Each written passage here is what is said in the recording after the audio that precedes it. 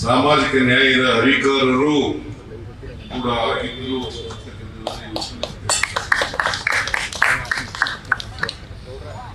ಅವರ ಪ್ರತಿಭೆ ಲೋಕಾರ್ಪಣೆಯನ್ನ ಇವತ್ತು ನಾವೆಲ್ಲರೂ ಕೂಡ ಸೇರಿ ಮಾಡಿದ್ದೇವೆ. ಈ ಲೋಕಾರ್ಪಣೆ ಕಾರ್ಯಕ್ರಮ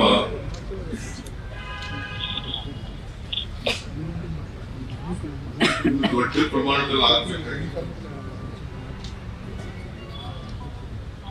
ನಾನು ಇವತ್ತು ಮೈಸೂರು ಬರ್ತಾ ಇದ್ದೇನೆ ಅಂತಕ್ಕಂಥ ದೃಷ್ಟಿಯಿಂದ ತರಾತುರಿನಲ್ಲಿ ಜಿಲ್ಲಾ ಮಂತ್ರಿಗಳು ದೇವರಾಜ ಅವರ ಪ್ರತಿಮೆ ಅನಾವರಣ ಕಾರ್ಯಕ್ರಮವನ್ನು ನೀಡಿದ್ದಾರೆ.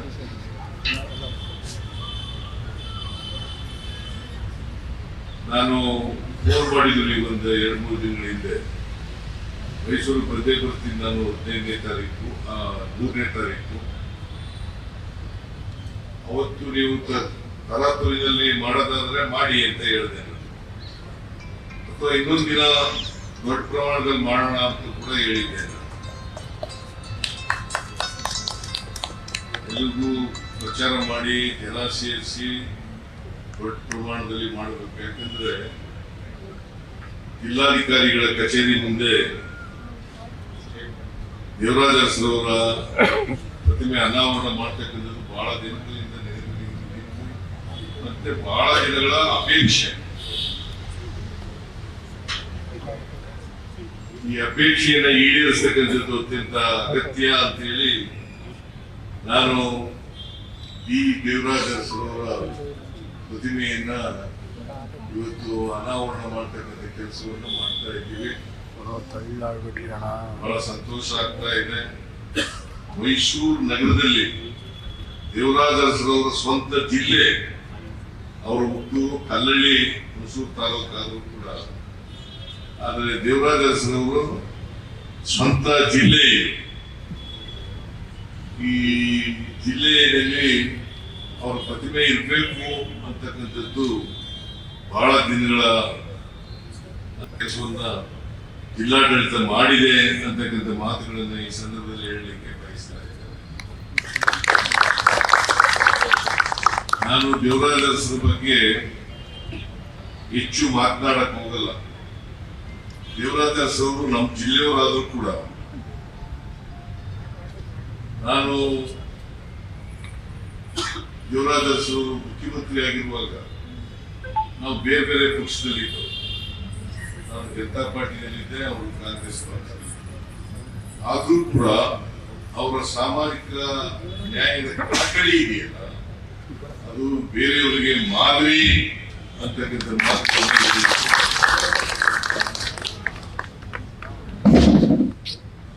ಸಮಾಜದಲ್ಲಿ ಅಸಮಾನತೆ ಇದೆ. ಈ ಅಸಮಾನತೆಯನ್ನು ಹೋಗಲಾಡಿಸಬೇಕಾಗಿರ್ತಕ್ಕಂಥದ್ದು ಪ್ರತಿಯೊಬ್ಬ ರಾಜಕಾರಣಿಯ ಜವಾಬ್ದಾರಿ. ಹಿಂದೆ ಹೋದ್ರೆ ನಾವು ಸಮಾಜ ನಿರ್ಮಾಣ ಮಾಡಲಿಕ್ಕೆ ಕಷ್ಟ ಆಗ್ತದೆ. ಸಮಾಜ ನಿರ್ಮಾಣ ಆಗ್ಬೇಕಾದ್ರೆ ಎಲ್ಲರೂ ಮುಖ್ಯವಾಗಿ ಬರಬೇಕು. ಸಮಾಜದಲ್ಲಿರ್ತಕ್ಕಂಥ ಎಲ್ಲ ಜನರು ಕೂಡ ಮುಖ್ಯವಾಗಿ ಬರಬೇಕು. ಅದರಲ್ಲೂ ರಾಜಕೀಯದಿಂದ ವಂಚಿತರಾಗಿರ್ತಕ್ಕಂಥ ಜನ, ಆರ್ಥಿಕವಾಗಿ ವಂಚಿತರಾಗಿರ್ತಕ್ಕಂಥ ಜನ, ಸಾಮಾಜಿಕವಾಗಿ ವಂಚಿತರಾಗಿರ್ತಕ್ಕಂಥ ಜನ, ಆ ಜನರಿಗೆ ಅವಕಾಶಗಳನ್ನು ಕಲ್ಪಿಸ್ಕೊಡ್ತಕ್ಕಂಥದ್ದು ಇದೆಯಲ್ಲ, ಅದು ಬಹಳ ಮುಖ್ಯ. ದೇವರಾಜ ಅರಸರವರು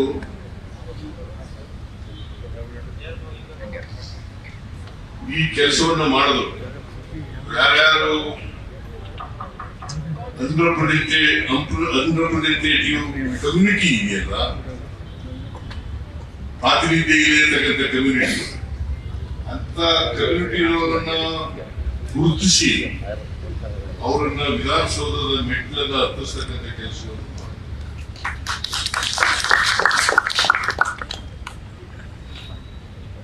ಈ ಸಂಪತ್ತಿನಲ್ಲಿ ದೇಶದ ಸಂಪತ್ತು ಮತ್ತು ಅಧಿಕಾರ ಇದೆಯಲ್ಲ, ಇದು ಯಾರ ಸ್ವಂತ ಅಲ್ಲ. ಇದು ವಿದ್ಯೆಯ ಸೊತ್ತಲ್ಲ, ಅವಕಾಶಗಳನ್ನು ಒದಗಿಸ್ಕೊಡ್ಬೇಕು. ಅದಕ್ಕೆ ದೇವ್ರ ಬಗ್ಗೆ ಒಂದು ಮಾತು ಹೇಳ್ತಾರೆ, ಏನಪ್ಪಾ ಅಂತಂದ್ರೆ ದೇವ್ರು ಮೊಲನು ಕೊಡಲ್ಲ, ಶಾಪನೂ ಕೊಡಲ್ಲ, ಆದ್ರೆ ಅವಕಾಶಗಳನ್ನ ಕೊಡ್ತಾರೆ. ದೇವರು ಮೊಲನು ಕೊಡಲ್ಲ, ಶಾಪನೂ ಕೊಡಲ್ಲ, ಆದ್ರೆ ಈ ಅವಕಾಶಗಳನ್ನ ಸಿಕ್ಕಿದಾಗ ಅದನ್ನ ಸದುಪಯೋಗ ಮಾಡ್ಕೊಳ್ಳೋದು ಇದೆಯಲ್ಲ, ಅದೇ ಬುದ್ಧಿವಂತಿಕೆ. ಹಾಗೆ ದೇವರಾಜ ಅರಸರವರು ಅವಕಾಶಗಳನ್ನು ಒದಗಿಸಿಕೊಟ್ಟರು.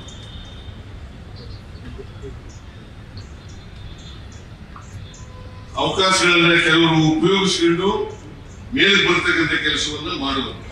ರಾಜಕೀಯವಾಗಿ ತಮ್ಮ ಪ್ರಾಬಲ್ಯವನ್ನ ಬೆಳೆಸಿರ್ತಕ್ಕಂಥ ಕೆಲಸವನ್ನ ಮಾಡಿದರು. ಸೊ ಹಾಗಾಗಿ ಸಮಾಜವನ್ನ ನಿರ್ಮಾಣ ಮಾಡಲಿಕ್ಕೆ ದೇವರಾಜ ಅರಸರವರು ಕೊಡುಗೆ ಅಪಾರವಾಗಿದೆ ಅಂತಕ್ಕಂಥ ಮಾತನ್ನು ಹೇಳಲಿಕ್ಕೆ ಬಯಸ್ತೇನೆ. ಅವ್ರು ಮಾಡಿದಂತ ಕೆಲಸಗಳನ್ನೆಲ್ಲ ನಾನು ಈಗೆಲ್ಲ ಹೇಳಕ್ ಹೋಗೋದಿಲ್ಲ.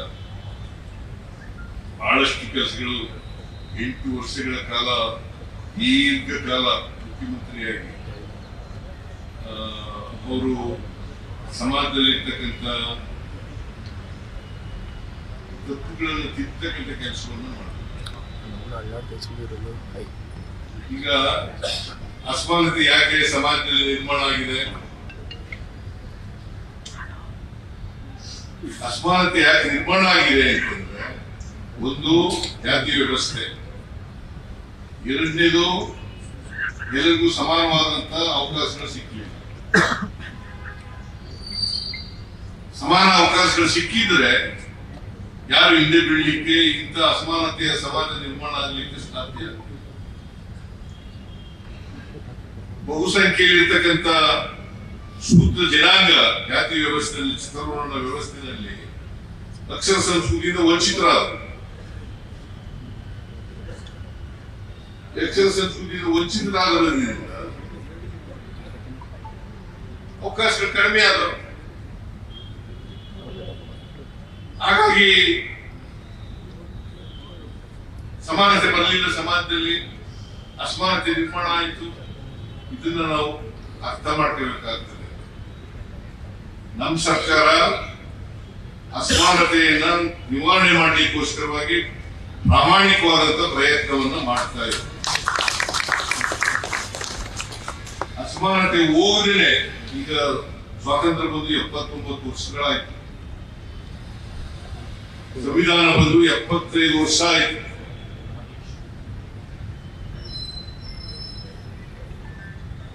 ಸಂವಿಧಾನದ ಆಶಯಗಳು ಇನ್ನೂ ಏನಿಲ್ಲ.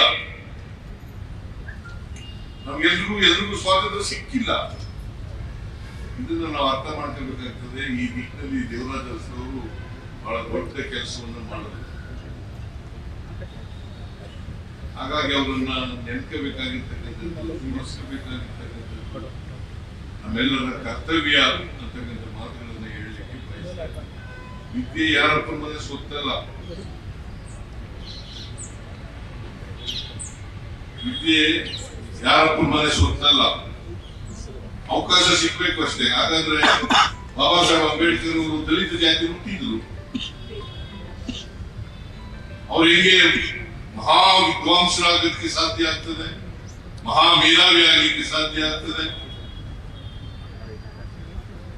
ಹಾಗೇನೆ ವಾಲ್ಮೀಕಿ ರಾಮಾಯಣ ಬರೆದರು, ಮಹಾನ್ ಕಾವ್ಯ. ಯಾವ ಜಾತಿ ಸೇರಿದವರು ಅವರು? ಬೇಡ್ರು. ವಾಲ್ಮೀಕಿ ಬೇಡ ಜಾತಿ ಸೇರಿದವರು.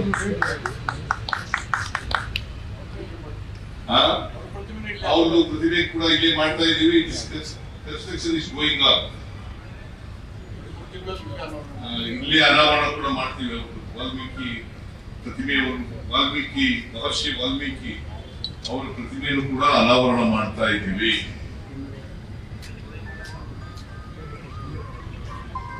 ನಾನು ಯಾಕೆ ಈ ಮಾತನ್ನು ಹೇಳ್ತಾ ಇದ್ದೀನಿ ಅಂತಂದ್ರೆ, ಶಿಕ್ಷಣದಿಂದ ವಂಚಿತರಾಗಿರ್ತಕ್ಕಂಥ ಜನರು ಇವತ್ತು ಬಡತನ ಅನುಭವಿಸ್ತಕ್ಕಂಥದ್ದು, ನಿರುದ್ಯೋಗ ಅನುಭವಿಸ್ತಕ್ಕಂಥದ್ದು, ಅಧಿಕಾರದಿಂದ ವಂಚಿತರಾಗಿರ್ತಕ್ಕಂಥದ್ದು ಇದನ್ನು ನಾವು ಕಾಣಲಿಕ್ಕೆ ಸಾಧ್ಯ. ಅದರಿಂದ ನಾವು ಎಲ್ಲರಿಗೂ ಕೂಡ ಸಮಾನ ಅವಕಾಶಗಳನ್ನು ಕಲ್ಪಿಸ್ಕೊಡ್ತಕ್ಕಂಥದ್ದೇ ಬಹಳ ಅವರ ಅಧಿಕಾರದ ಅವಧಿಯಲ್ಲಿ ಎಲ್ಲರಿಗೂ ಅವಕಾಶಗಳನ್ನು ಕಲ್ಪಿಸ್ಕೊಟ್ರು ಅಂತಕ್ಕಂಥದ್ದನ್ನು ನಾವು ಮರೀಲಿಕ್ಕೆ ಸಾಧ್ಯ ಇಲ್ಲ.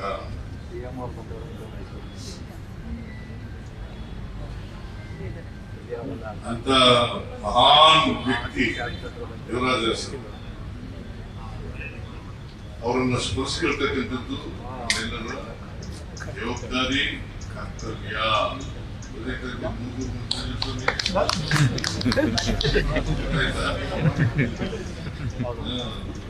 ಈ ಕರ್ನಾಟಕ ಅಂತ ನಾಮಕರಣ ಮಾಡಿದವರು ಗೊತ್ತಾ?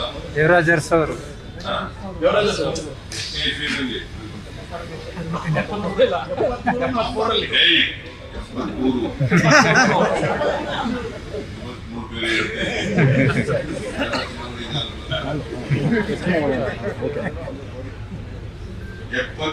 ನವೆಂಬರ್ 1ನೇ ತಾರೀಕು ಅದೇ ಕನ್ನಡ ರಾಜ್ಯೋತ್ಸವ ಮೈಸೂರು ಕ್ರಾಂತಿ ಅಂತ ನವೆಂಬರ್ 1ನೇ ತಾರೀಕು ಆದ್ರೂ ಕೂಡ ಮೈಸೂರು ಕ್ರಾಂತಿ ಅಂತೇಳಿ ಮುಂದುವರಿತು. ಮೈಸೂರು ಕ್ರಾಂತಿ ಅಂತ ಅದನ್ನ ಕರ್ನಾಟಕ ಅಂತ ನಾಮಕರಣ ಮಾಡಿದವರು ದೇವರಾಜ ಅರಸು.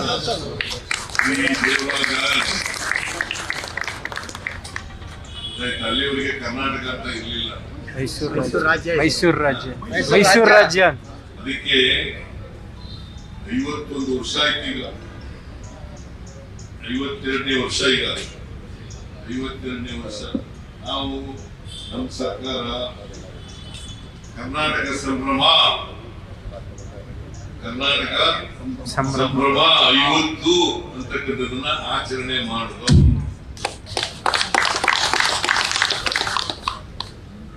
ಬಿಜೆಪಿ ಅವರು ಮಾಡಲಿಲ್ಲ,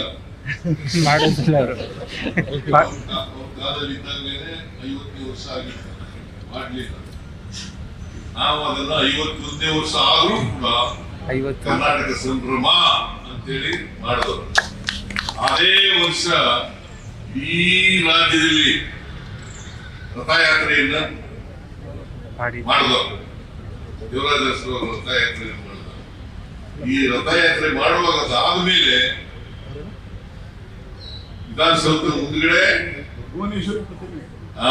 ಭುವನೇಶ್ವರಿ ಪ್ರತಿಮೆಯನ್ನ ಅನಾವರಣ ಮಾಡಿದ್ದು ಕಾಂಗ್ರೆಸ್ ಪಕ್ಷ, ನಮ್ಮ ಸರ್ಕಾರ.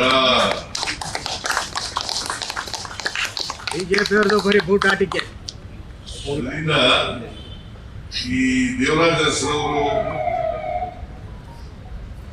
ಈ ರಾಜ್ಯಕ್ಕೆ ಮಾಡಿರ್ತಕ್ಕಂಥ ಕೊಡುಗೆ ಇದೆಯಲ್ಲ, ಅದು ಬಹಳ ದೊಡ್ಡ ಕೊಡುಗೆಯನ್ನ ಕೊಟ್ಟಿದ್ದಾರೆ. ಎಲ್ಲಕ್ಕಿಂತ ಮುಖ್ಯವಾಗಿ ಸಾಮಾಜಿಕ ನ್ಯಾಯ ಇದೆಯಲ್ಲ, ಆ ಸಾಮಾಜಿಕ ನ್ಯಾಯ ಎಲ್ರಿಗೂ ಕೊಡಬೇಕು, ಸಮಾಜದಲ್ಲಿ ಇರ್ತಕ್ಕಂಥ ಎಲ್ಲ ಜನರಿಗೂ ಕೂಡ ಸಮಾನ ಅವಕಾಶಗಳನ್ನು ಕಲ್ಪಿಸಿಕೊಡ್ಬೇಕು ಅಂತಕ್ಕಂಥ ಅದನ್ನ ಬಾಬಾ ಸಾಹೇಬ್ ಅಂಬೇಡ್ಕರ್ ಅವರು ಸಂವಿಧಾನದಲ್ಲಿ ಹೇಳಿದ್ದಾರೆ. ಅದನ್ನ ಜಾರಿ ಕೊಡ್ತಕ್ಕಂಥ ಕೆಲಸವನ್ನು ದೇವರಾಜ ಅರಸು ಮಾಡಿದ್ರು. ಅದಕ್ಕೋಸ್ಕರ ಅವರು ಪ್ರತಿಮೆ ಇರ್ತಾರೆ. ಜೊತೆಗೆ ದೇವರಾಜ ಅರಸರವರು ಕಲ್ಲಳ್ಳಿ, ಅವರ ಹುಟ್ಟೂರು ಕಲ್ಲಳ್ಳಿ, ಅಲ್ಲಿ ಒಂದು ಸ್ಮಾರಕ ಮಾಡೋಣಮ್ಮ.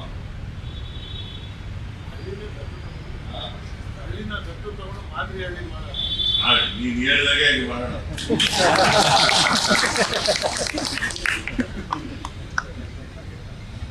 ಪಾತ್ರಿ ರಾಣಿ ಕೇಳ್ತಿದ್ರು ಬಹಳ ಅಂತಕ್ಕಂಥ ಮಾತುಗಳನ್ನು ಹೇಳಿ ಇವತ್ತು ಅತ್ಯಂತ ಸಂತೋಷದಿಂದ ರಾಜ್ಯದ ಜನತೆಯ ಪರವಾಗಿ ಮತ್ತು ಮೈಸೂರು ಜಿಲ್ಲೆ, ವಿಶೇಷವಾಗಿ ಮೈಸೂರು ಜಿಲ್ಲೆಯ ಜನತೆಯ ಪರವಾಗಿ ಈ ದೇವರಾಜ ಅರಸರವರ ಪ್ರತಿಮೆಯನ್ನ ಲೋಕಾರ್ಪಣೆ ಮಾಡಿದ್ದೇನೆ. ಅತ್ಯಂತ